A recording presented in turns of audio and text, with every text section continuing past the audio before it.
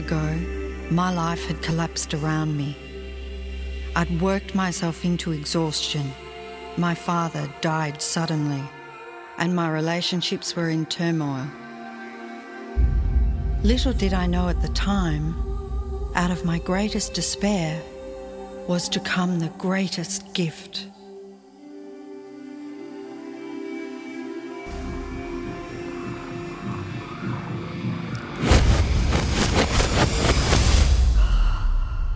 I'd been given a glimpse of a great secret.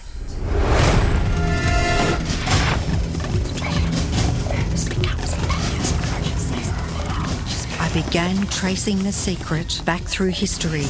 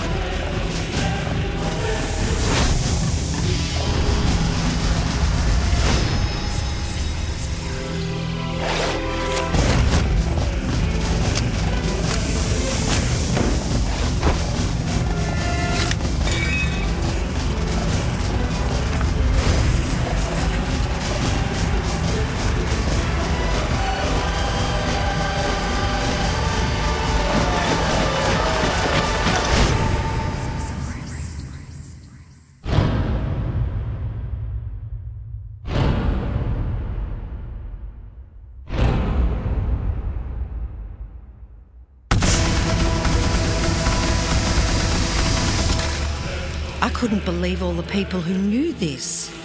They were the greatest people in history.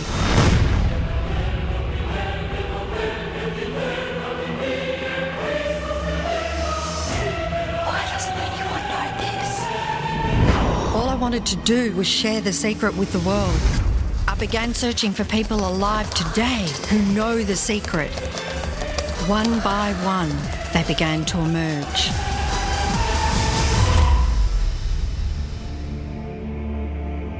You know, this secret gives you everything you want.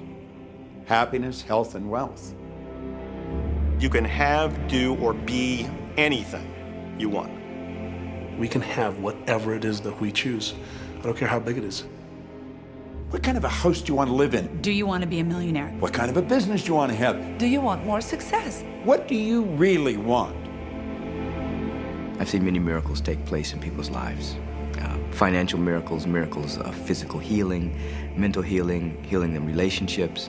All of this happened because of knowing how to apply the secret.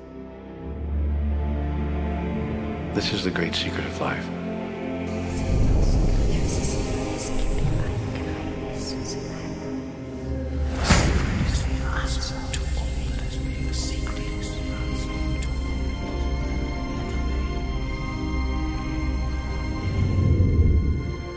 You've probably been sitting there wondering, what is the secret?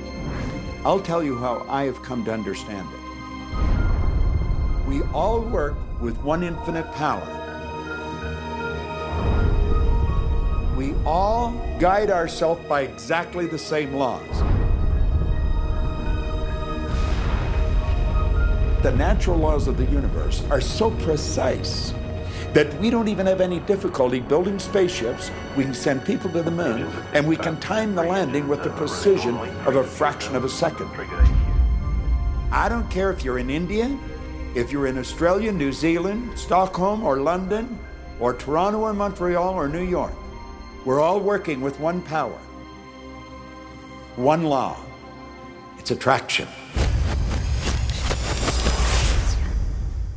The secret is the law of attraction. Everything that's coming into your life, you are attracting into your life. And it's attracted to you by virtue of the images you're holding in your mind. It's what you're thinking. You see, whatever is going on in your mind, you are attracting to you. Now, wise people have always known that. You can go right back to the ancient Babylonians. They've always known this. It's a small, select group of people. Why do you think that 1% of the population earns around 96% of all the money that's being earned? Do you think that's an accident? It's no accident. It's designed that way. They understand something. They understand the secret. And you are being introduced to the secret. The simplest way for me to look at the law of attraction is if I think of myself as a magnet, and I know that a magnet will attract to it. Very basically put, the law of attraction says that like attracts like, but we're really talking at a level of thought. Our job as humans is to hold on to the thoughts of what we want, make it absolute clear in our minds what we want, and from that we start to invoke one of the greatest laws in the universe, and that's the law of attraction. You become what you think about most, but you also attract what you think about most. If you see it in here, you're going to hold it here. And that principle can be summed up in 3 simple words.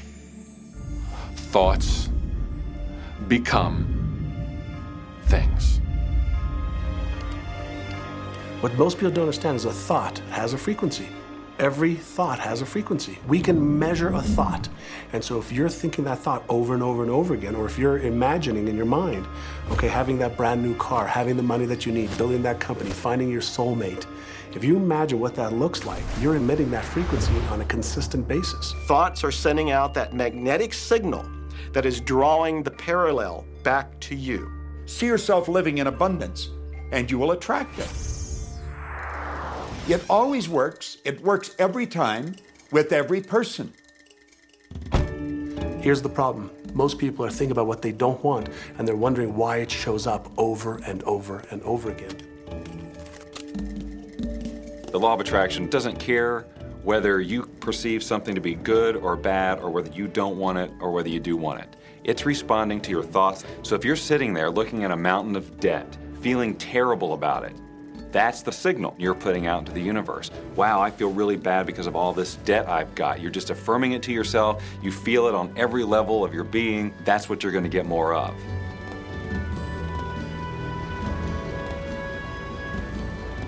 So when you're looking at that thing you want and you're saying yes to it, you're activating a thought.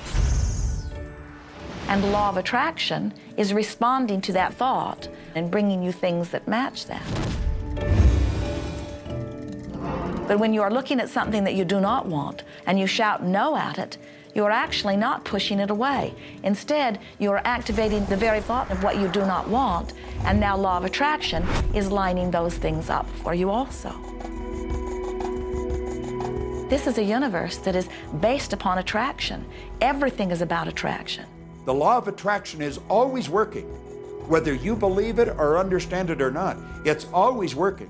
You might be thinking about the past or the present or the future, but whether you're remembering or observing or imagining, still in that process you are activating thought, and law of attraction, which is the most powerful law in the universe, is responding to your thought. Creation is always happening.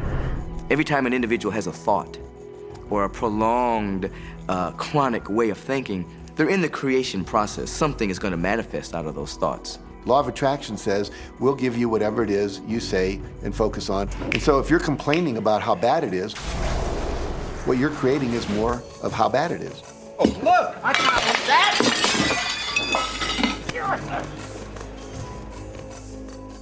I had a student named Robert. Robert was a gay man, and he was taking an online course I have, part of which entails email access to me.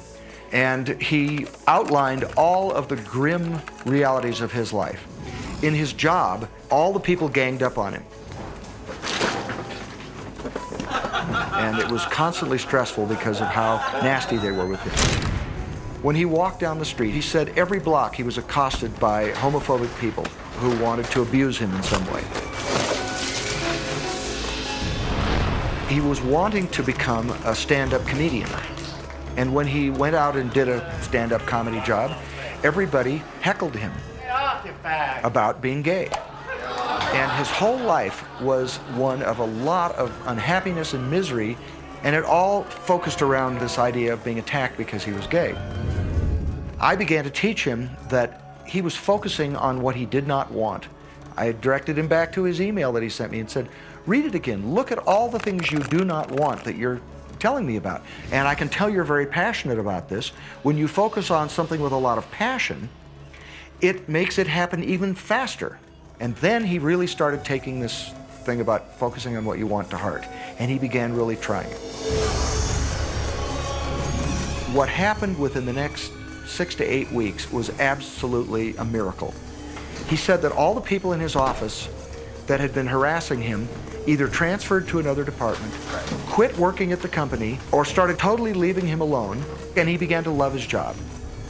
He noticed that when he was walking down the street that nobody came up to him and harassed him anymore. They just weren't there. I'm a very, very gay man. When he went and did his stand-up comedy routines, he started getting standing ovations and nobody was heckling him. His whole life changed because he changed from focusing on what he did not want, what he was afraid of, what he wanted to avoid, to focusing on what he did want. So we may be very positive in our outlook and orientation, and we tend to attract positive people and positive events and circumstances. We may be very negative in our orientation or very angry, in which case we tend to attract negative, angry people and negative, angry circumstances. And so you end up attracting to you the predominant thoughts that you're holding in your awareness, whether those thoughts are conscious or whether they're unconscious. That's the rub. If you look very carefully when it comes to the secret and the power of our mind and the power of our intention in our daily lives, it's all around us. All we got to do is open our eyes and look. You see law of attraction evidenced in your society when you see that the one who speaks most of illness has it, when you see that the one who speaks most of prosperity has it. Law of attraction is evident everywhere around you if you are understanding what it is. It has to do with you being a magnet, attracting thought, attracting people, attracting events, attracting lifestyle. Indeed, everything that you bring into your experience, you bring because of this powerful law of attraction. I mean, I'm not talking to you from the point of view of just wishful thinking or imaginary craziness. I'm talking to you from a deeper, basic understanding. Quantum physics really begins to point to this discovery. It says that you can't have a universe without mind entering into it, that the mind is actually shaping the very thing that is being perceived. Now, if you don't understand it, doesn't mean you should reject it. You don't understand electricity, probably. First of all, no one even knows what electricity is, and yet you enjoy the benefits of it. Do you know how it works? I don't know how it works, but I do know this, that you can cook a man's dinner with electricity, and you can also cook the man. People oftentimes, when they begin to understand the great secret, become frightened of all of these negative thoughts that they have. Two things they need to be aware of. One, it has been proven now scientifically that an affirmative thought is hundreds of times more powerful than a negative thought. So that eliminates a degree of worry right there. You live in a reality where there is this buffer of time, and truly that serves you. You're really not wanting to be in an environment where your thoughts manifest immediately.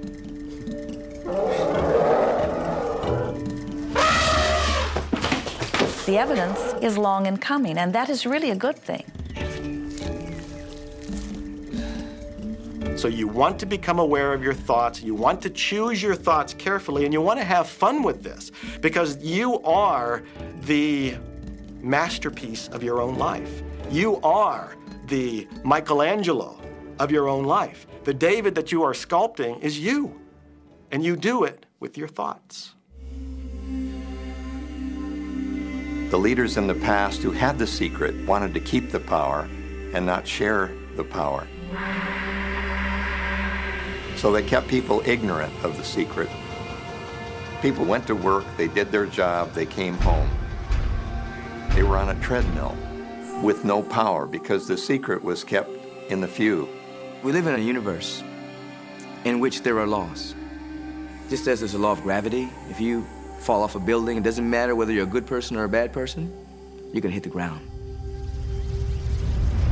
Everything that's around you right now in your life, including the things you're complaining about, you've attracted. Now, I know at first blush that's going to be something that you hate to hear. You know, you're going to immediately say, I didn't attract the car accident. I didn't attract this particular client. I didn't particularly attract the debt. I didn't attract whatever it happens to be that you're complaining about. And I'm here to be a little bit in your face and to say, yes, you did attract it. And this is one of the hardest concepts to get. But once you've accepted it, it's life transforming. This is part of the overall giant secret here. And most of us attract by default. We just think that we don't have any control over it. Our thoughts are on autopilot, our feelings are on autopilot, and so everything is just brought to us by default.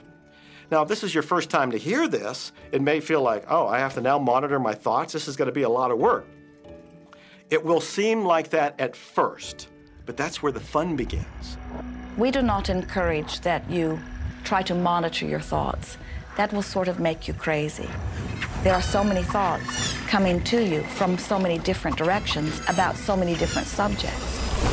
That's where your emotional guidance system comes in. Your emotions, your emotional guidance system is what helps you to understand what you're thinking. So your thoughts cause your feelings. The emotions are this incredible gift that we have to let us know what we're attracting. There are only two emotions from our perspective. One feels good and one feels bad. You call them all sorts of different things, but essentially, all of those negative emotions, whether you call it guilt or anger or frustration, all feel much the same. They do not feel good. And all of those are guidance saying that which you are thinking about right now is not in line with what you are really wanting. On another level, it's called bad frequency or bad vibes or whatever you want to call it.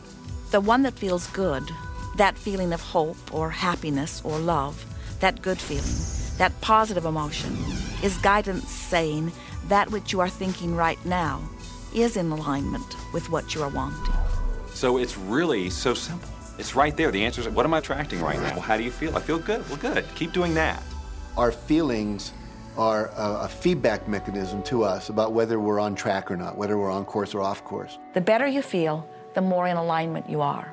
The worse you feel, the more out of alignment you are. What you are doing as you are moving through the variety of your day-to-day experience is you are offering thoughts that are literally formulating your future experience. And you can tell by the way you feel if the things that you're moving toward will please you when you get there.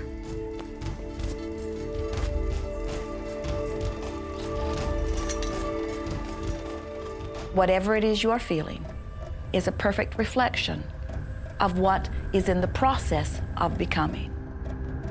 And you're getting exactly what you're feeling about, not so much what you're thinking about. That's why people, if they stub their toe out of bed, they tend to spiral. The inquiry into police corruption. The whole day goes like that, you know. They have no clue that a simple shifting of their emotions can change their entire day and life. If you start out having a good day and you're in that particular happy feeling, as long as you don't allow something to change your mood, you're going to continue to attract, by the law of attraction, more situations, circumstances, people that sustain that happy feeling. Good days, bad days, rich get richer, poor get poorer. It's all about what these people are predominantly and continually feeling. You can begin right now to feel healthy. You can begin to feel prosperous. You can begin to feel the love that's surrounding you, even if it's not there. And what will happen is the universe will correspond to the nature of your song. The universe will correspond to the nature of that inner feeling and manifest, because that's the way you feel. So basically what you focus on with thought and feeling is what you attract into your experience, whether or not it's something you want. What you think and what you feel and what manifests is always a match. every single time, no exception. It's hard to swallow. But when we can begin to open ourselves up to that, the ramifications are awesome. It means that whatever thought has done in your life, it can be undone through a shift in your awareness.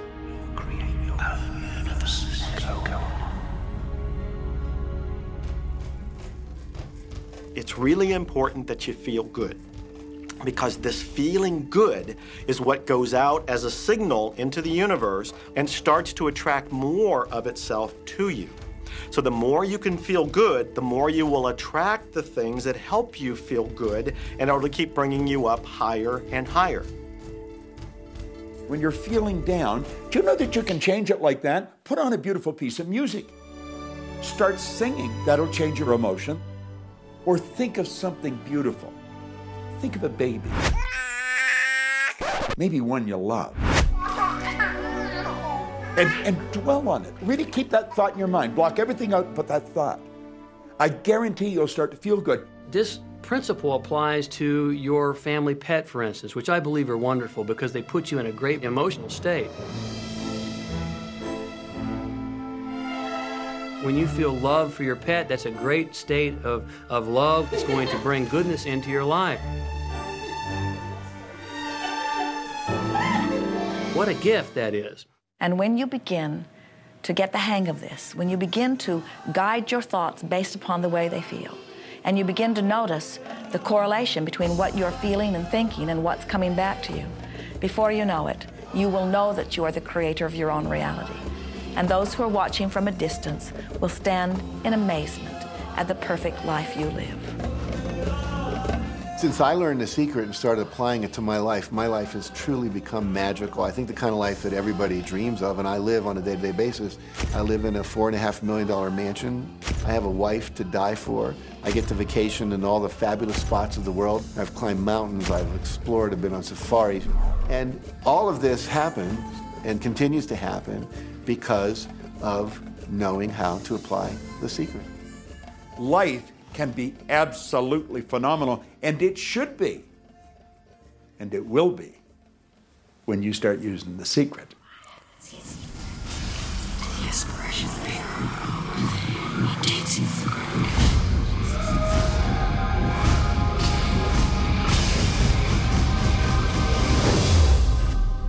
Well, a lot of people ask me what their job is in the creative process and what the job of the universe is. So let's look at that for a moment. Let's use this metaphor. If you think about Aladdin and his lamp, you've probably heard of that one. I mean, Aladdin picks up the lamp and he dusts it off, and out pops the genie.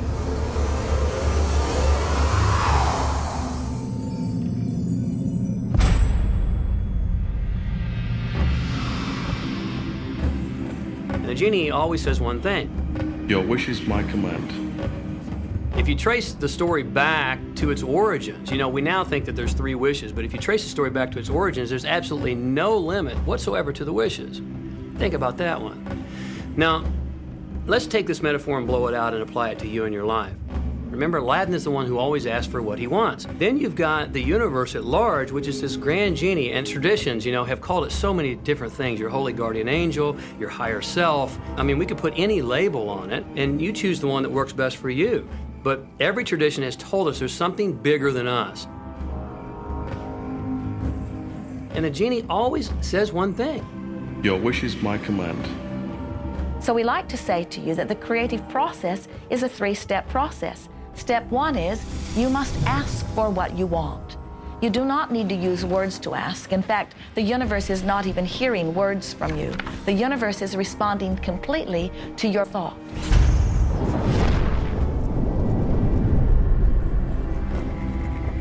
What do you really want?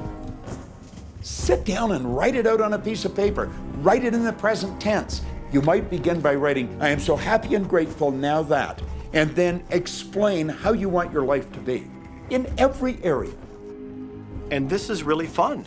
This is like having the universe as your catalog, and you flip through it and you go, well, I'd like to have this experience, and I'd like to have that product, and I'd like to have a person like that. It is you just placing your order with the universe. It's really that easy. The second step is answer, an answer to what you're asking. And that is not your work in your physical form. The universe will do that step for you. All of the universal forces are responding to the thoughts that you have set into motion. Your wish is my command. And the universe will start to rearrange itself to make it happen for you. Most of us have never allowed ourselves to want what we truly want because we can't see how it's going to manifest. If you do just a little research, it is going to become evident to you that anyone that ever accomplished anything did not know how they were going to do it. They only knew they were going to do it. You don't need to know how it's going to come about. You don't need to know how the universe will rearrange itself. You don't know how. It'll be shown to you. You will attract the way. So then our friends say, something must be going terribly wrong because I know I am asking, so where's my stuff? And we say, you are asking. You are completing step one. You can't help but do that. The universe is answering every time, no exception. But there is another step that you must understand, and it is called step 3, which is the receiving step, which means you must bring yourself into alignment with what you're asking for. When you're in alignment with what you want, you feel wonderful. That's what enthusiasm is. That's what joy is. That's what appreciation is. That's what that feeling of passion is. But when you are feeling despair or fear or anger, those are strong indicators that you are not right now in alignment with what you're asking for. And so when you begin to realize that the way you feel is everything, and you begin to direct your thoughts based upon how they feel, little by little, you can find the feeling place of it, and now you are one with it, and now it must manifest into your experience.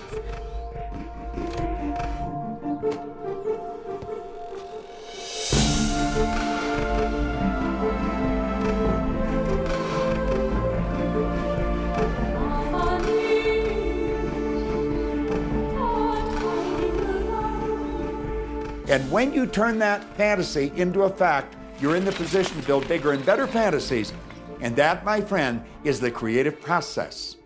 So the law of attraction, the study and practice of the law of attraction is just figuring out what will help you generate the feelings of having it now. Go test drive that car. Go shop for that home. Get in the house. Do whatever you have to do to generate the feelings of having it now and remember them. Whatever you can do to do that will help you to literally attract it. It could be you wake up and it's just there, it's manifest. Or you might get some inspired idea of some action to take. You certainly shouldn't be going, well, I could do it this way, but man, I would hate that, because you're not on the right track if that's the case. Action will sometimes be required, but if you're really doing it in line with what the universe is trying to deliver, it's going to feel joyous, you're going to feel so alive, time will just stop, you could do it all day. The universe likes speed. Don't delay, don't second guess, don't doubt. When the opportunity's there, when the impulse is there, when the intuitive nudge from within is there, act. That's your job. And that's all you have to do. You will attract everything that you require. If it's money you need, you'll attract it. If it's people you need, you'll attract it. If it's a certain book you need, you'll attract it. You've got to pay attention to what you're attracted to. Because as you hold images of what you want, you're going to be attracted to things and they're going to be attracted to you. But it literally moves into physical reality with and through you. And it does that by law. You can start with nothing. And out of nothing and out of no way, a way will be made. Think of this, a car driving through the night, the headlights only go 100 to 200 feet forward. And you can make it all the way from California to New York, driving through the dark, because all you have to see is the next 200 feet. And that's how life tends to unfold before us. And if we just trust that the next 200 feet will unfold after that, the next 200 feet will unfold after that, your life will keep unfolding, and it will eventually get you to the destination of whatever it is you truly want, because you want it. Take the first step. You don't have to see the whole staircase. Just take the first step. Well, another thing people wonder about is how long is this going to take? How long will it take to manifest the car, the relationship, the money, whatever it happens to be? Well, I don't have any rule book that says it's going to take you 30 minutes or 3 days or 30 days. I think it's more a matter of you being in alignment with the universe itself. Size it's nothing to the universe. It is no more difficult to attract on a scientific level something that we consider huge to something that we consider infinitesimally small. The universe does everything it does with zero effort. Grass doesn't strain to grow. It's effortless. It's just this great design. It's all about what's going on up here. It's about what we put in place, saying this is big, it's going to take some time. This is small, oh, I'll give it an hour. You know, those are our rules that we define. There are no rules according to the universe. You provide the feelings of having it now, it will respond. Some people have an easier time with little things, and so we sometimes say, well, start with something small, like a cup of coffee. Make it your intention to attract a cup of coffee today. Hold an image of talking to an old friend that you haven't seen for a long time. Somehow or another, somebody's going to start talking to you about that person. That person's going to phone you, or you'll get a letter from them. People are amazed how that I line up car parks, and I've done this right from when I first understood The Secret. I would visualize a car space exactly where I want it, and 95% of the time it would be there for me, and I'd just pull straight in. 5% of the time I'd have to wait just a minute or two, and the person would pull out and I'd pull in. So I do that all the time.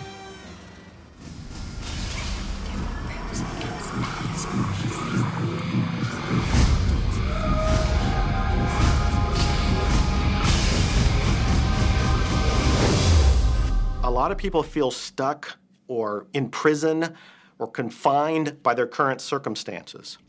And I'm trying to point out that whatever your circumstances right now, that is only your current reality. And current reality will begin to change as a result of watching this and beginning to use The Secret. But sometimes it feels like you're stuck because you continue to think the same thoughts over and over again. And so you tend to get the same results over and over again. And the reason is because most people offer the majority of their thought in response to what they are observing. You see, if you're just looking at what is, then you're just thinking about what is. And when you think about what is, law of attraction gives you more of it. And then if you just observe what is, then you're just thinking about what is.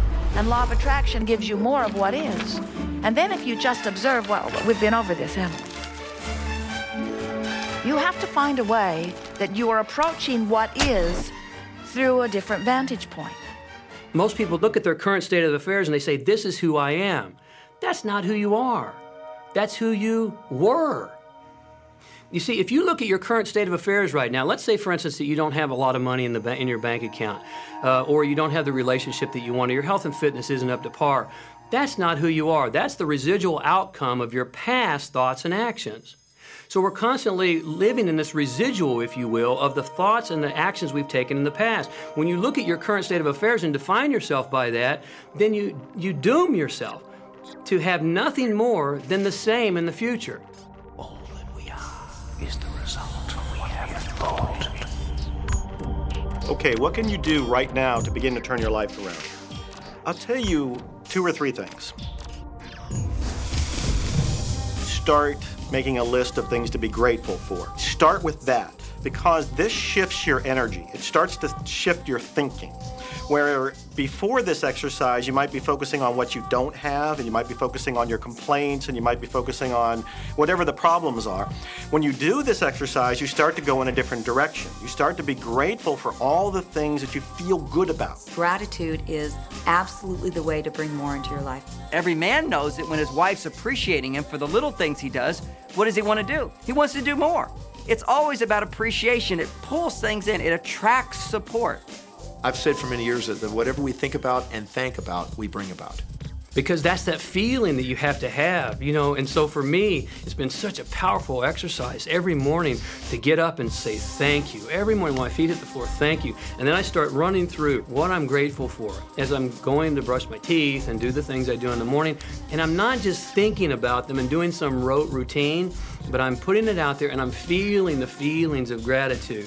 Because as soon as you start to feel differently about what you already have, you will start to attract more of the good things, more of the things you can be grateful for. Because you can look around and say, well, look, I don't have the car I want, I don't have the house I want, I don't have the health I want, I don't have the spouse I want. Whoop, back up, back up. Those are all the things you don't want. Focus on what you already have that you're grateful for. And it might be you have the eyes to watch this.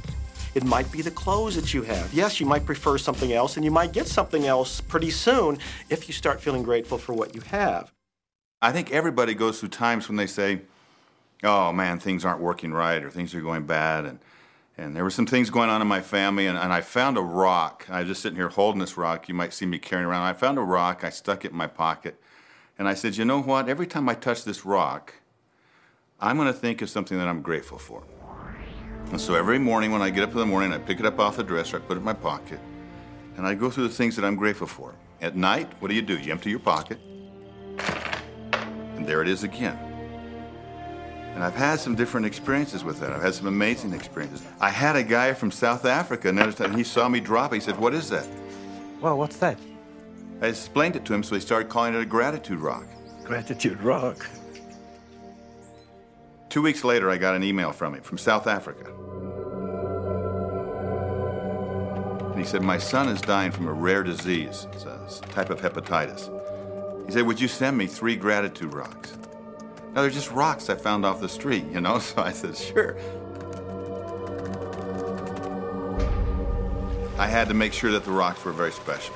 And so I went out to the stream, looked, picked out the right rocks, and sent them off to him. 4 or 5 months later, I get an email from him. He said, my son's better. He's doing terrific. And he said, but you need to know something. He says, we've sold over 1,000 rocks at $10 a piece as gratitude rocks, and we've raised all this money for charity. Thank you very much. And so it's very important to be in an attitude of gratitude, as I call it. Another thing that I would suggest that you do right now to turn your life around, and this is so huge that I can't find the words to describe just how powerful this can be for you.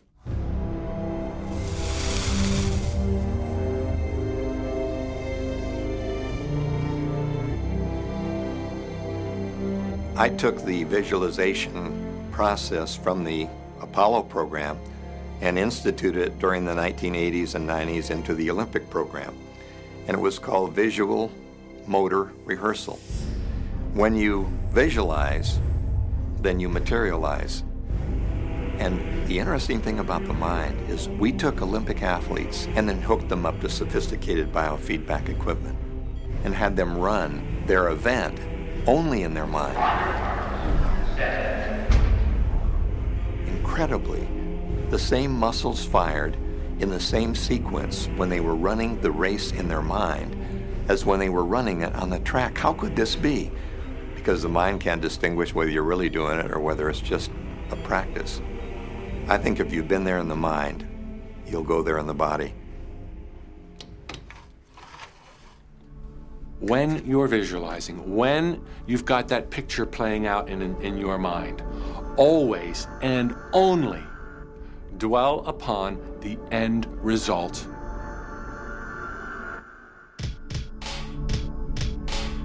Here's an example. Look at the back of your hands right now. Really, look at the back of your hands. The color of your skin, the freckles, the blood vessels, the rings, the fingernails, the fake fingernails. Take in all those details right before you close your eyes. And then see those hands, your fingers, wrapping around the steering wheel of your brand new car.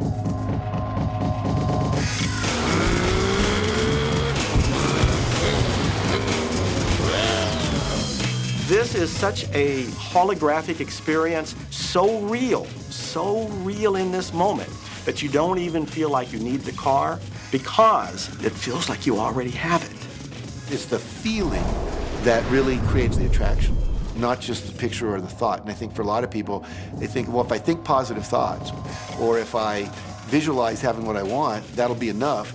But if you're doing that and still not feeling abundant or feeling, loving and joyful, then it doesn't, from my mind, really create the power of the attraction. This is where the secret actually moves into action. You put yourself in the feeling place of really being in that car, not, oh, I wish I could get that car, or someday I'll have that car, because that's a very definite feeling associated with that. It's not in the now, it's not, it's in the future. If you stay in that feeling, it will always be in the future. Feel the joy, feel the happiness, no matter how silly it seems in that dark and quiet room, and you're going, woohoo, do it. A lot of people will say, come on, do I have to do that? How bad do you want change?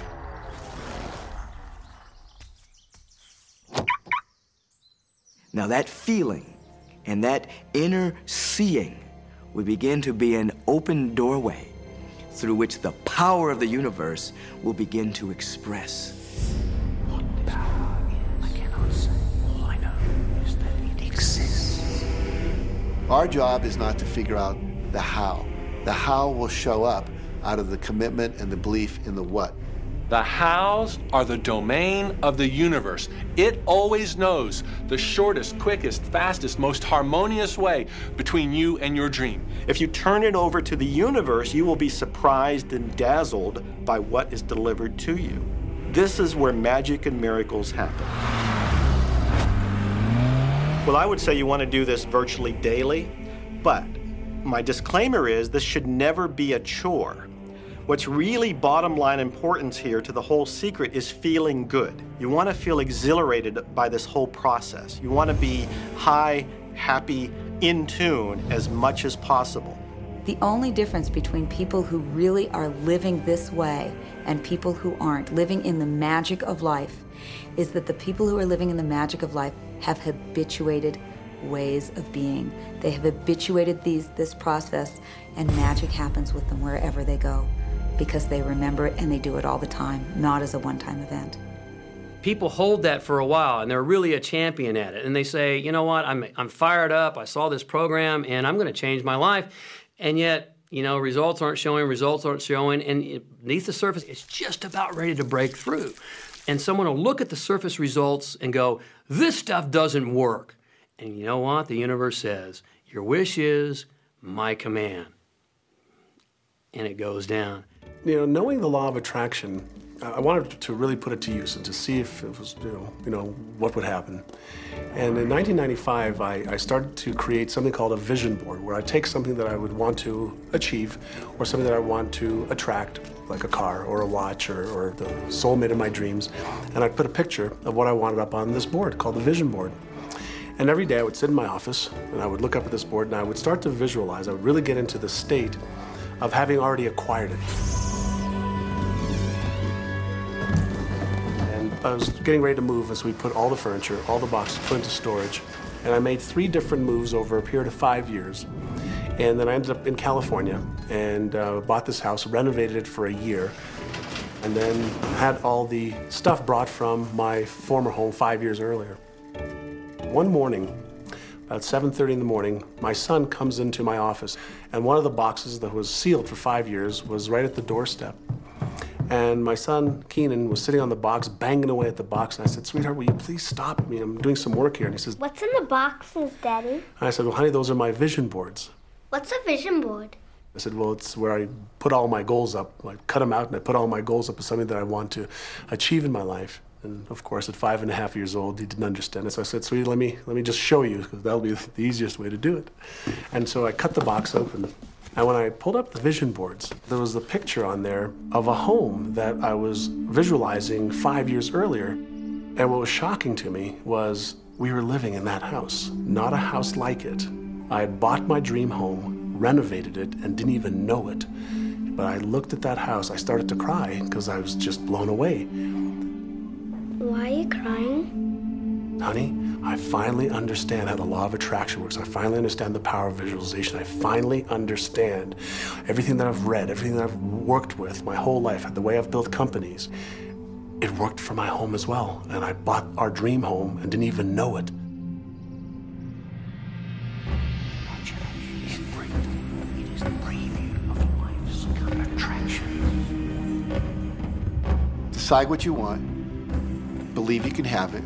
Believe you deserve it. And believe it's possible for you. And then close your eyes every day for several minutes and visualize having what you already want and feeling the feelings of already having it. Come out of that and focus on what you're grateful for already.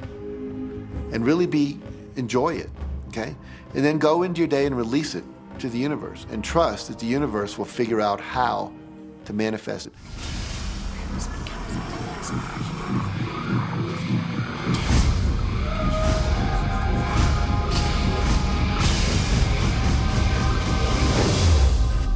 No, The Secret was definitely a real transformation for me because I grew up in a family where my dad was very negative, thought that rich people were people that had ripped everyone off, thought that anyone who had money, must have deceived somebody. And so I grew up with a lot of beliefs about money, that if you had it, it made you bad. Only evil people have money. And, money doesn't grow on trees. That was a big one. Who do you think I am, Rockefeller? That was one of his favorite phrases. So I grew up truly believing that life was difficult, that it was hard, you had to struggle. And it was only when I met W. Clement Stone that I literally began to shift my life. Whatever the mind of man can see, achieve. When I was working with Stone, he said, I want you to set a goal that's so big that if you achieved it, it would blow your mind. And you would know it's only because of what I've taught you that you would have achieved this goal. Well, at the time, I was making about $8,000 a year. And for some reason, I wanted something that was really measurable. So I said, I want to make $100,000 in a year. And I had no idea how that could do that. I saw no strategy, no possibility, but I just said, I'm going to declare that, I'm going to believe it, I'm going to act as if it's true, and release it. And so I did that. And one of the things he taught me was every day to close your eyes and visualize the goal as if it's already achieved. And I had actually made a $100,000 bill that I put on the ceiling. So the first thing I'd see when I woke up, I'd look up and there it was. It would remind me that this was my intention. And then I would close my eyes and visualize having this $100,000 a year lifestyle. And interestingly enough, nothing major happened for about 30 days. I didn't have any great breakthrough ideas. No one was offering me more money. And all of a sudden, I was in the shower, it was about 4 weeks into it, and I had a $100,000 idea. It just came right into my head. I had a book I had written, and I said, if I could sell 400,000 copies of my book at a quarter each, that'd be $100,000. Now, the book was there, but I never had this thought. And one of the secrets, I think, is that when you have inspired thought, you have to trust it and you have to act on it. Now, I didn't know how to do that. I didn't know how I was going to sell 400,000 copies. We'd never done that. And then I saw the National Enquirer at the supermarket. I had seen that millions of times, and it was just background. And all of a sudden, it jumped out of me as foreground, and I thought, wow, if readers knew about my book, certainly 400,000 people would go out and buy it. And about 6 weeks later, I gave a talk at Hunter College in New York to 600 teachers, and this lady comes up at the end and she says, that was a great talk. I'd like to interview you. Let me give you my card. And I said, who do you write for? I'm a freelancer, but I sell most of my stuff to the National Enquirer. And I had this little theme from the Twilight Zone went off in my head. You're like, whoa, this stuff's really working. So that article came out, and our book sales started to take off. But the point I want to make is that I was attracting into my life all these different events, including this person. And to make a long story short, I did not make $100,000 that year. We made $92,327. But do you think we were like depressed and going, this doesn't work? No, we were going, whoa, this is amazing. And so my wife said to me, wow, if it works for 100,000, you think it'd work for $1 million? And I said, I don't know, I think so, let's try it. My publisher actually wrote me a check as a royalty check for our first Chicken Soup for the Soul book. And he actually put a smiley face in his signature because it was the first $1 million check he'd ever written. And so I know from my own experience, because I wanted to test it, does this secret really work? And when we put it to the test, it absolutely worked. And now I live my life from that every single day. Well, I can just imagine what a lot of people that are watching this are thinking. And that is, how can I attract more money into my life? How can I get more of the green stuff? How can I get more wealth and prosperity? How can I, when I love my job, deal with the credit card debt that I have? And the realization that maybe there's a ceiling on the money that can come in because it's coming to me through my job. How can I bring in more? Intended. This goes back to one of the things we've been talking about throughout the whole secret. Your job is to declare what you would like to have from the catalog of the universe. Well, if cash is one of them, say how much you would like to have. I would like to have $25,000 unexpected income within the next 30 days. or whatever it happens to be. It should be believable for you. Most people have a goal of getting out of debt. That'll keep you in debt forever. Whatever you're thinking about, you will attract. You'll say, but it's get out of debt. I don't care if it's get out or get in. If you're thinking debt, you're attracting debt. Set up an automatic debt repayment program and then start to focus on prosperity. So many times people say to me, well, I'd like to double my income in the next year. But then you look at their actions and they're not doing the things that are going to make that happen. And they'll turn right around and go, well, I can't afford that. Okay, guess what? Your wish is my command. As you are fussing about not having enough money, as you are talking to your friend about not having enough money, as you are feeling unhappy about not having enough money, you are actually activating within yourself or continuing the activation of a thought that is very different from the desire that you have launched. What it just comes down to is you just can't want more money and focus upon not enough. When I first understood The Secret, I was getting bills. Every day I'd get a bunch of bills in the mail. And I thought, how do I turn this around? The law of attraction states that what you focus on, you will get. So I got a bank statement. I whited out the total and I put a new total in there. I put exactly how much I wanted to see in the bank. So I thought, what if I just visualize checks coming in the mail? So I just visualize a bunch of checks coming in the mail. Within just 1 month, things started to change. And it is amazing. Today, I just get checks in the mail. I get a few bills, but I get more checks than bills. I grew up on you have to work hard for money, you have to work hard for money. And so I replaced that with money comes easily and frequently. Now, in the beginning, it feels like a lie, right? There was a part of your brain that will say, oh, you liar, it's hard. So you have to know it's this little tennis match that will go on for a while. When it comes to creating wealth, wealth is a mindset. It's all about how you think. I'd say 80% of my coaching that I do one-on-one with folks is about their psychology and the way they think. And I know when people are listening, they say, oh, well, you can do it, I can't. Every person has the capability to change the way they're in a relationship and conversation with money. I find so many people who maybe make a tremendous amount of money, but their relationships stink. That's a technical term, by the way. And that's not wealth. It really isn't. You can go after the money and you might get rich, but it doesn't guarantee you'll be wealthy. I'm not suggesting that money isn't a part of wealth. It absolutely is, but it's only a part. And then I meet a lot of people who are quote unquote spiritual, but they're sick and broke all the time. That's not wealth either. Life is meant to be abundant in all areas. Many people in Western culture are striving for success. They want to have the home, they want their business to work, they want all of these things. But what I found in my research is that having those things certainly doesn't guarantee what we really want, which is happiness. And that's when all those outer things come. They don't come from going after them first to get happiness. It's backwards. You go for the sense of inner joy, of inner peace, of inner vision first, and then all the other things from the outside appear.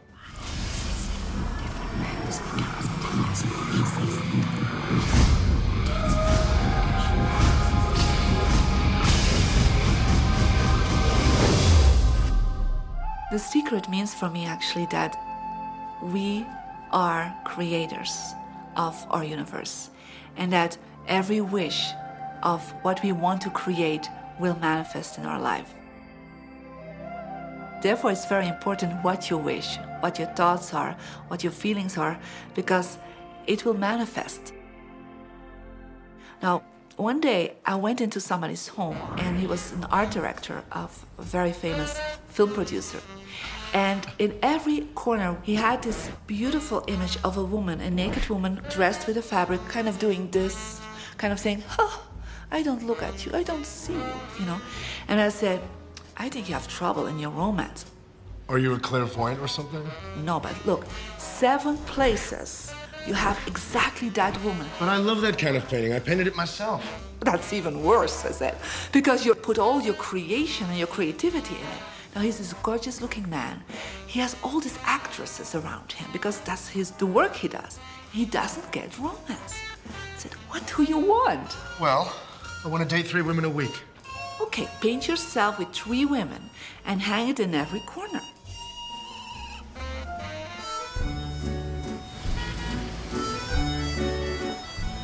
6 months later, I see him in Europe and said, how is your love life?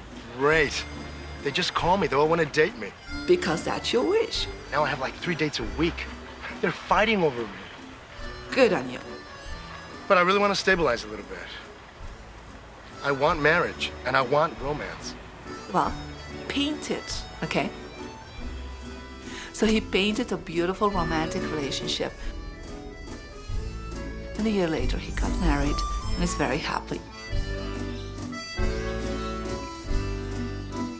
Because he put another wish out. But he wished it in himself for years, but it did not happen. Because his wish could not manifest because the outer level of himself, his house, was just contradicting himself all the time. So if you know this knowledge, you should start playing with it. Inside relationships, it's important to first understand who's coming into the relationship. And I don't mean about your partner, I mean about you. How can you ever expect anyone else to enjoy your company if you don't enjoy your own company? And so, again, the law of attraction or the secret is about bringing that into your life, and you've got to get really, really clear. Here's the question I would ask you to consider. Do you treat yourself the way that you want other people to treat you? You become the solution for you. Don't now you owe me and you need to give me more. Instead, give more to yourself. Take time off to give to yourself, in a sense, to fill yourself up to fullness, to where now you can overflow in giving. I got into many relationships expecting my partner to show me my beauty. I needed to see him showing me my beauty because I didn't feel beautiful. Because when I was growing up, my sheroes were Charlie's Angels, or the Bionic Woman, Wonder Woman. And though they were wonderful women, none of them looked like me. It wasn't until I stopped and I fell in love with Lisa, full lips, round hips, mocha skin, afro, that the rest of the world began to fall in love with Lisa. There's something so magnificent about you. I have been studying me for 44 years. I want to kiss myself. Because you're going to get to love yourself. I'm not talking about conceit. I'm talking about a healthy respect for yourself. And as you love yourself, you'll love others. Sometimes people will say, those people at work are so negative, or the man I live with is so angry, or my children are so worrisome to me. And we say, you must orient yourself to the best part of those people who surround you. We encourage that you get a notebook and that you make a list of the positive aspects of the people that you spend a lot of time with.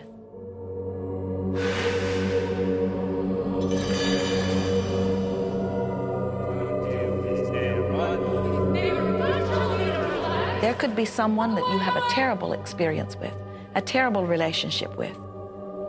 And in the privacy of your own mind, and with quite a bit of work, we will admit, as you focus upon things that you like most, those people will become that mostly to you. And even though you cannot create in their reality, if they are in a mood or an attitude that doesn't match the mood or attitude that you have about them, they'll zig while you zag. Law of attraction will not put you in the same space together. Your frequencies don't match up. If you knew your potential to feel good, you would ask no one to be different so that you can feel good. You would free yourself of all of that cumbersome impossibility of needing to control the world or control your mate or control your child. You are the only one who creates your reality. For no one else can think for you. No one else can do it.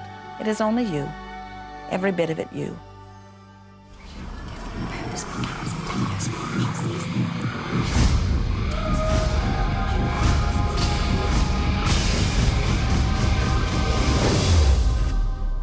It's important to recognize that our body is really the product of our thoughts. We're beginning to understand in medical science the degree to which the nature of thoughts and emotions actually determines the physical substance and structure and function of our bodies. We've known in the healing arts of a placebo effect. A placebo is something that supposedly has no impact and no effect on the body, like a sugar pill or something. You tell the patient that this is just as effective. And what happens is the placebo has the same effect, if not greater effect, than sometimes the medication is supposed to be designed for that effect. So they found out that the human mind is the biggest factor in the healing arts. more so than sometimes the medication. If somebody is in a situation where they're sick and they have an alternative to try to explore what is in their mind creating it versus using medicine, if it's an acute situation that could bring death to them, then obviously the medicine is a wise thing to do while they explore what the mind is about. So you don't want to negate medicine. Every form of healing has a place. There is only a stream of well-being that flows, you know. It is a stream of pure positive energy. And the universe, all that we know, is abundant with only that. This is a world that is based upon well-being, and well-being dramatically abounds. And when you are allowing that stream to flow in its fullness, you feel very, very good. And when you are pinching it off a bit, you feel not so good. There is only a stream of goodness or well-being which you are allowing or not. And your magnificent emotions are telling you what the mix is, how you're doing in your allowing or your resisting of this connection. You know people who have had terminal disease. Stop and think of the word dis-ease. Hyphenate the word. That's a body that's not at ease. We've got 1,000 different diagnoses and disease out there. They're just the weak link. They're all the result of one thing: stress. And you put enough stress on the chain, you put enough stress on the system, and one of the links breaks. Our physiology creates disease to give us feedback, to let us know we have an imbalanced perspective and we're not loving and we're not grateful. So the body's signs and symptoms are not something terrible. The question that's frequently asked is when a person has manifested a disease in their body temple or some kind of discomfort in their life, through the power of right thinking, can it be turned around? And the answer is absolutely yes. On November 23rd, I was diagnosed with breast cancer. I truly believed in my heart, with my strong faith, that I was already healed. During the day, all day long, I would just say, thank you for my healing. On and on and on I went, thank you for my healing. I believed in my heart I was healed. I saw myself as if cancer was never in my body. One of the things I did to heal myself was to watch very funny movies. That's all we would do, is just laugh, laugh, laugh. We couldn't afford to put any stress in my life because we knew stress was one of the worst things you can do while you're trying to heal yourself. From the time I was diagnosed, which was November 23rd, to the time I was healed totally was approximately 3 months. And that's without radiation and chemotherapy. Well, we come with a basic program. It's called self-healing. You get a wound, it grows back together. You get a bacterial infection, the immune system comes and takes care of those bacteria and heals it up. The immune system is made to heal itself. Dis-ease cannot live in a body that's in a healthy emotional state. Your body is casting off millions of cells every second, and it's creating millions of new cells. In fact, literally, parts of our body are replaced every day. Other parts take a few months, other parts a couple of years. But within a few years, we have a brand new physical body. If you have a disease and you're focusing on it and you're talking to people about it, you're going to create more diseased cells. See yourself living in a perfectly healthy body. Let the doctor look after the disease. Can you feel the difference between having painful arthritis in your hips and feeling fearful about it, or having painful arthritis in your hips and feeling hopeful about it? The difference between fearful and hopeful is the difference between recovery or not. Happier thoughts lead to essentially a happier biochemistry, a happier, healthier body. Negative thoughts, stress, have been shown to seriously degrade the body and the functioning of the brain, because it's our thoughts and emotions that are continuously reassembling, reorganizing, recreating our body. Remove physiological stress from the body, and the body does what it was designed to do. It heals itself. I've seen kidneys regenerated. I've seen cancer dissolved. I've seen eyesight improve and come back. I always say that incurable means curable from within. You can change your life and you can heal yourself.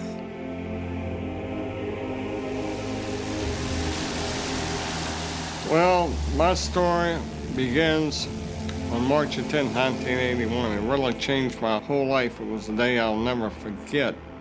I crashed an airplane.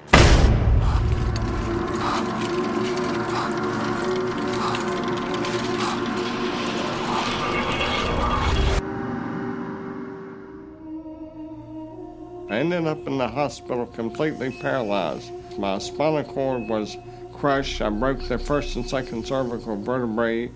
My swallowing reflex was destroyed. I couldn't eat or drink. My diaphragm was destroyed. I couldn't breathe. All I could do was blink my eyes. The doctors, of course, said all my life I'd be a vegetable. All I'd do is blink my eyes the rest of my life. That's the picture they saw of me, but it didn't matter what they thought. The main thing was what I thought.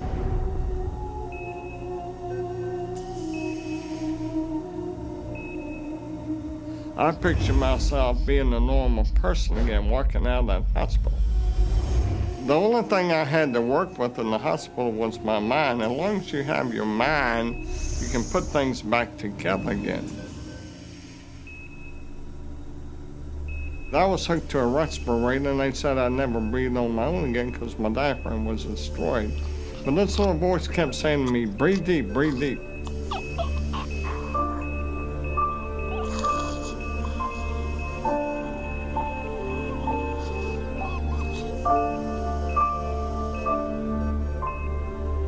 Finally, I was weaned from it. They were at a loss for an explanation. See, I could not afford to allow anything to come in my mind that would distract me from my goal and from my vision.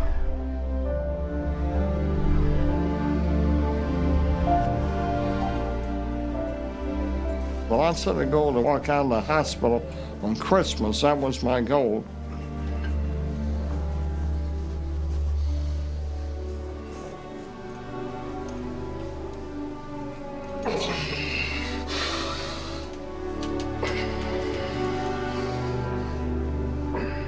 Eight months later, I walked out of the hospital on my own 2 feet.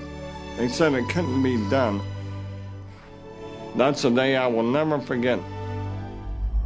For people that are sitting out there right now watching this program that are hurting, if I wanted to sum up my life and sum up for people what they can do in life, I would sum it up this way in 6 words. Man becomes what he thinks about.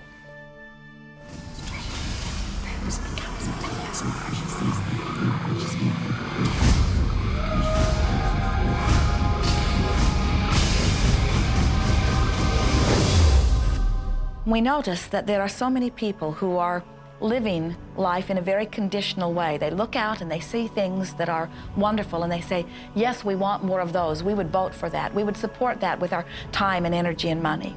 But then they look out and they see things that they do not want, terrible things that they do not want to live and that they do not want to see others live. And they say, we've got to do something about getting rid of those things. But they don't realize that as they push against the unwanted, they add power to it. In this world, there is a war against poverty and a war against cancer and a war against teenage pregnancy and a war against terrorism and a war against violence and a war against terrorism. We mentioned that there's a war against terrorism, and all of this pushing against is only adding to, because you can't say no and make it go away. When you shout no, law of attraction is lining that up. The reason that what you resist persists is because if you're resisting something, you're saying, no, I don't want this thing because it makes me feel this way, the way I'm feeling right now. So you're just putting out this really strong emotion of, wow, I really don't like this feeling, and it's there, and it just comes racing towards you. You know, the anti-war movement creates more war. The anti-drug movement has actually created more drugs because we're focusing on what we don't want, drugs. People will say, well, shouldn't I focus upon that? That is true. And we say, that is like saying, because someone gave their attention to something they did not want long enough that now it is manifested, I should do it too. And we say, we don't really understand that reasoning. Mother Teresa was brilliant. She said, I will never attend an anti-war rally. If you have a peace rally, invite me. You know, she knew. She understood the secret. I mean, look what she manifested in the world. So if you're anti-war, be pro-peace. If you're anti-hunger, be pro people having more than enough to eat. If you're anti a particular politician, be pro his opponent. Often elections are tipped in the favor of the person that people are really against because he's getting all the energy and all the focus. You want to focus on what you want, not what you don't want. It's okay to notice what you don't want because that gives you contrast to say, well, this is what I do want. But the fact is that the more you talk about what you don't want or talk about how bad it is, read about all of that all the time, and then say, oh, how terrible it is, well, you're creating more of that. You know, so many times people say to me, well, James, I have to be informed. Maybe you have to be informed, but you don't have to be inundated. Learn to become still and to take your attention away from what you don't want and all the emotional charge around it and place the attention on what you wish to experience. I always say when the voice and the vision on the inside become more profound and more clear and loud than the opinions on the outside, you've mastered your life. You are not here to try to get the world to be just as you want it to be. You are here to create the world around you that you choose, while you allow the world as others choose it to be, to exist also.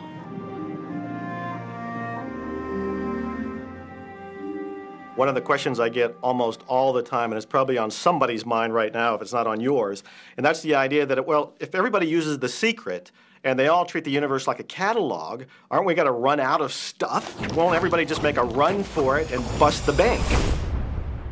What's beautiful about the teaching of the Great Secret is that there's more than enough to go around for everyone.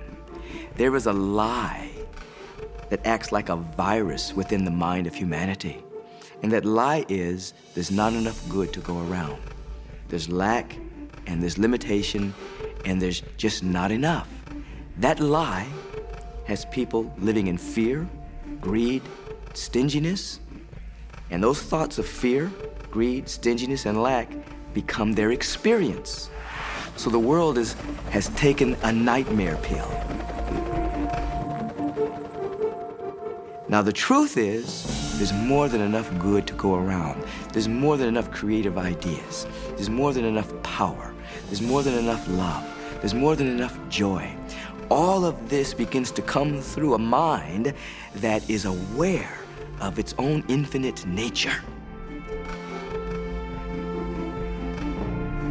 Every great teacher who's ever walked the planet has told us that life was meant to be abundant. And so, just when we think that resources are dwindling, we find new resources to achieve the same things. And so, even though we say we have lack, it's because we don't open up our vision and see all of what's around us. You know, when everybody starts to live from their heart and go for what they want, they don't go for the same things. That's the beauty of this. We don't all want BMWs. We don't all want the same person. We don't all want the same experiences. We don't all want the same clothing. We don't all want fill in the blank. There's enough for everyone. If you believe it, if you can see it, if you act from it, it will show up for you. That's the truth. So let the variety of your reality thrill you as you get to choose from among it those things that you're wanting. And when you see something that you want in your experience, think about it. Find the feeling place of it. Get inside of it. Talk about it and write it down. Write a script about it. Make it your reality by becoming a match to it. And when you see those things that you're not wanting in your experience, do not talk about them. Don't write about them. Don't join groups that worry about them. Don't push against them. Do your best to ignore them. Remove your attention from the things that you do not want while you give your undivided attention to the things that you do want. Most of the leaders in the past missed the great part of the secret, which is empowering and sharing with others. This is the best time to have ever been alive in history. It's the first time we've ever had the power to gain knowledge at our fingertips.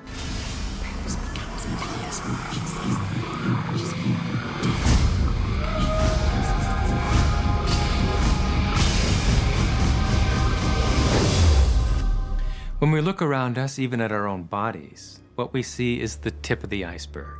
Think of this for a moment. Take your hand and look at it. Now, your hand looks solid, but it's really not. If you put it under a proper microscope, you'd see a massive energy vibrating. Everything is made up of the exact same thing, whether it's your hand, whether it's the ocean, or whether it's a star. Everything is energy. And let me help you understand that just a little bit. There's the universe, of course, and our galaxy, and our planet, and then individuals, and then inside of this body are organ systems, and then there's cells, and then there's molecules, and then there's atoms, and then there is energy. So there are a lot of levels to talk about something on, but everything in the universe is energy. I don't care what city you're living in, you've got enough power in your body, potential power, to illuminate the whole city for nearly a week. Most people define themselves by this finite body, but you're not a finite body. I mean, even under a microscope, you're an energy field. Well, what we know about energy is this. You go to a quantum physicist and you say, what creates the world? And he or she will say, energy. Well, describe energy. Okay, it can never be created or destroyed. It's always was, always has been. Everything that ever existed always exists. It's moving into form, through form, and out of form. Okay, great. You go to a theologian and you ask the question, what created the universe? And he or she will say, God. Okay, describe God. Always was and always has been, never can be created or destroyed, all that ever was, always will be, always moving into form, through form, and out of form. You see, it's the same description, just different terminology. And so if you think you're this meat suit running around, think again. You're a spiritual being. You're an energy field operating in a larger energy field. We're all connected. We just don't see it. There isn't an out there and an in here. Everything in the universe is connected. It's just one energy field. You are extensions of source energy, and you are here in these magnificent bodies, but your bodies have distracted you, for the most part, from who you really are. You are source energy. You are eternal beings. You are God force. You are that which you call God. Scripturally, we could say that we are the image and the likeness of God. We could say we are another way that the universe is becoming conscious of itself. We could say that we are the infinite field of unfolding possibility. All of that would be true. Every great tradition has told you that you were created in the image and the likeness of the creative source. That means that you have God potential and power to create your world, and you are. You are.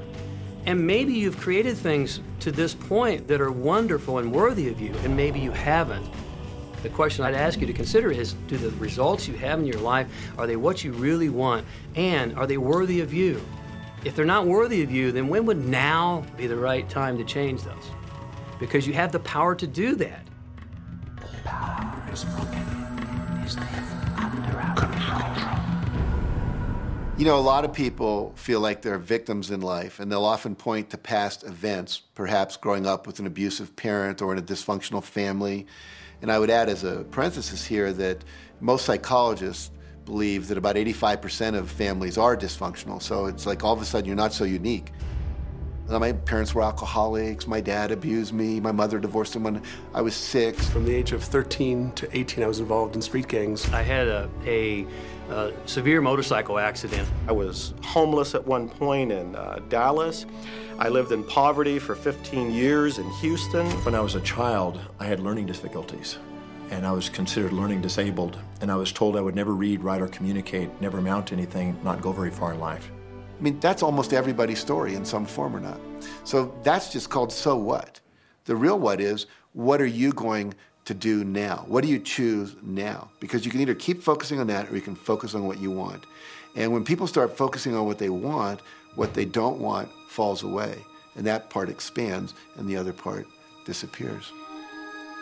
We are wanting you to come to the place where you're beginning to offer your thought deliberately, where you're guiding your thoughts on purpose, where you are the creator of your own experience because you are the manager of your own thoughts.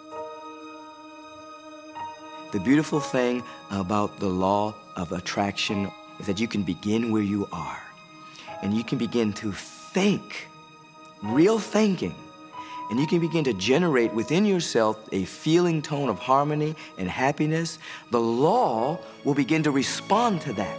So now you start to have different beliefs, like there is more than enough in the universe, or you have the belief that everything goes right for me. Or you have the belief that I'm not getting older, I'm getting younger. We can create it the way we want it by using the law of attraction.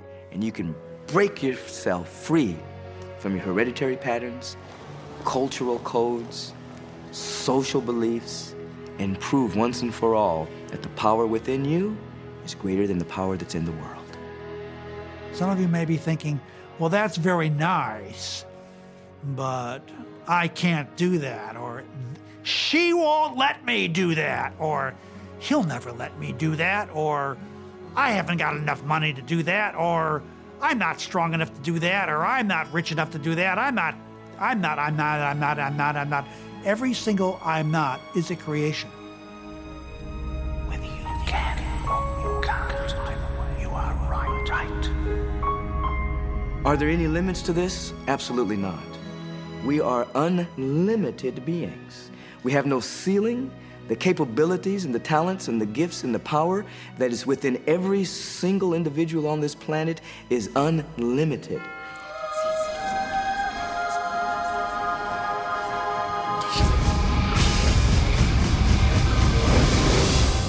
There is no blackboard in the sky on which God has written your purpose, your mission in life.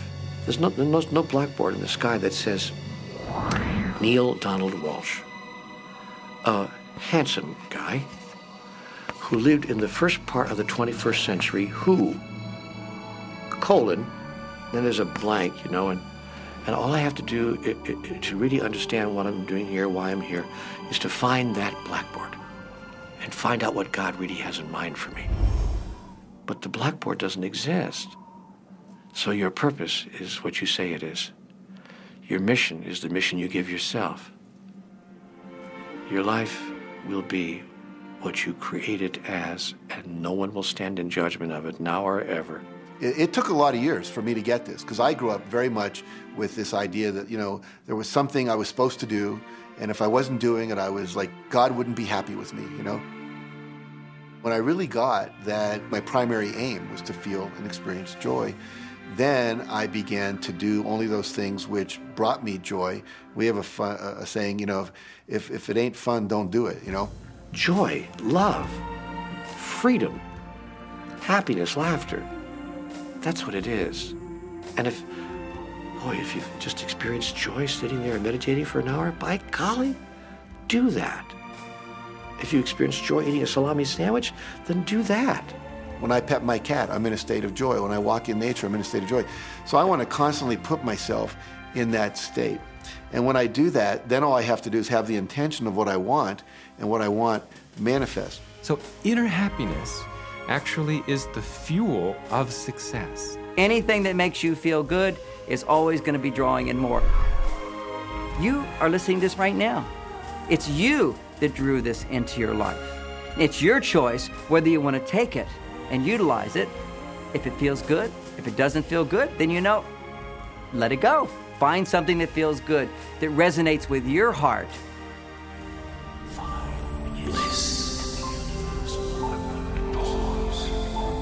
Joseph Campbell said, "Follow your bliss." We think those are the best words we have ever heard spoken from a human tongue. And if one could follow one's bliss, you would follow the trail to abundance and well-being on all subjects. Enjoy life with us, because life is phenomenal. It's a magnificent trip.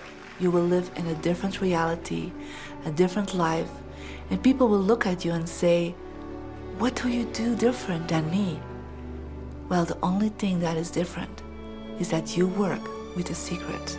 And then you can do and have and be things that people would say that's impossible for you to do and have and be. We're really now moving into a new era. It's the era where the last frontier is not space, as Star Trek would say, but it's going to be mind. I see a future of unbounded potential, unbounded possibilities.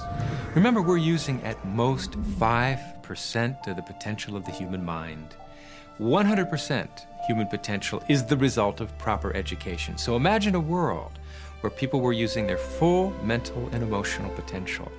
We could go anywhere. We could do anything, achieve anything. See yourself with the good that you desire. Every religious book tells us that. Every great book on philosophy, every great leader, all the avatars who have ever lived. Go back and study the wise ones. Many of them have been presented to you in this program. You know what? They all understood one thing. They understood the secret. Now you understand it. And the more you use it, the more you'll understand it. You may be feeling that it would be easier to be hearing these words if they had come to you the first day of your experience upon this earth. And if we were talking to you on your first day of physical life experience, we would say to you, welcome to planet Earth.